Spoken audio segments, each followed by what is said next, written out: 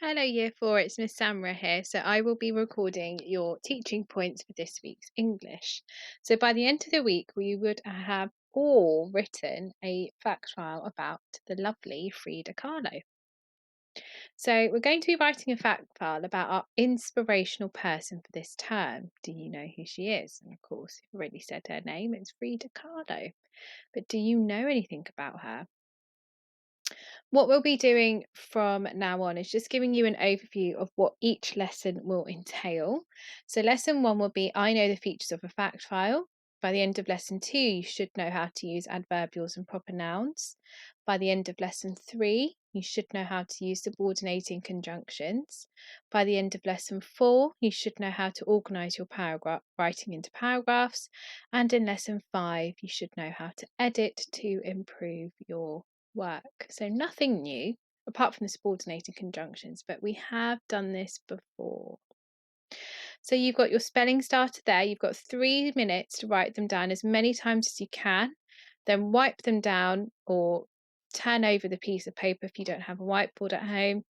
And you should give yourself 90 seconds to write down all of them from memory. So what is a fact file? And what is a non-chronological report? What are the key features of a fact file? So we've got 3 examples there. So fact files give us information about a certain topic or subject. A non-chronological report is the way in which fact files are written. They're not done in order. They're done in any order we wish.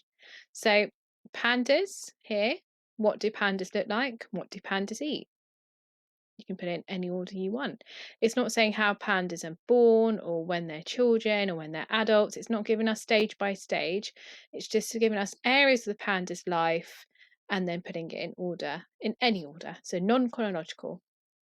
Then how to take care of a gerbil, all in different orders there. Killer whale facts.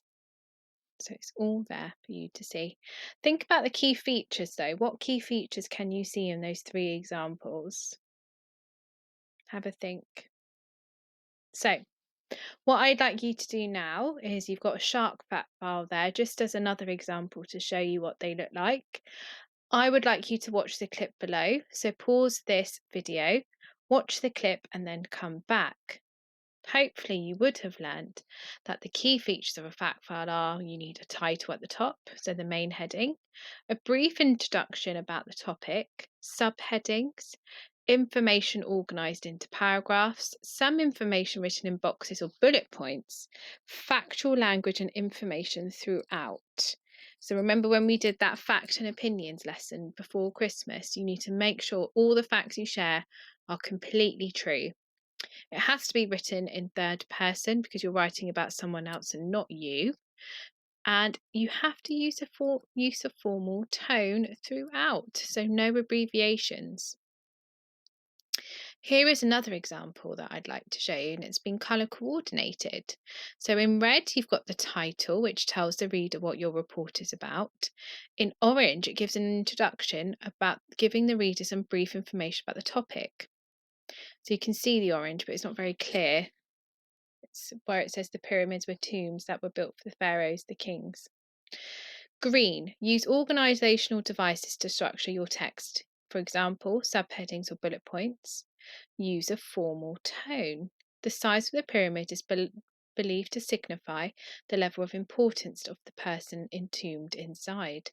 So, using quite a lot of high vocabulary, and we can all use the thesaurus to help up level our vocabulary. Instead of saying big, you can use colossal, which I know someone used in their writing last week.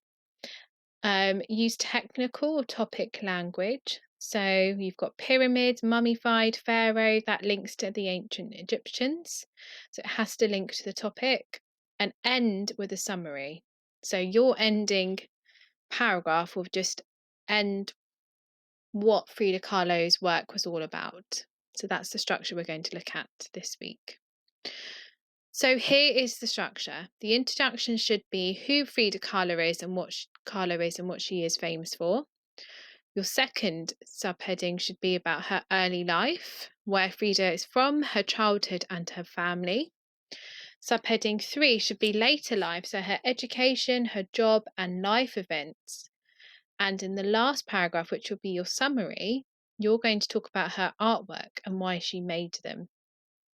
Because you will find out each piece of work is really important to Frida Kahlo's life and what happened in her life. So your independent task is to highlight the key features of a non-chronological report and write your own success criteria, so your own checklist of what you need to include.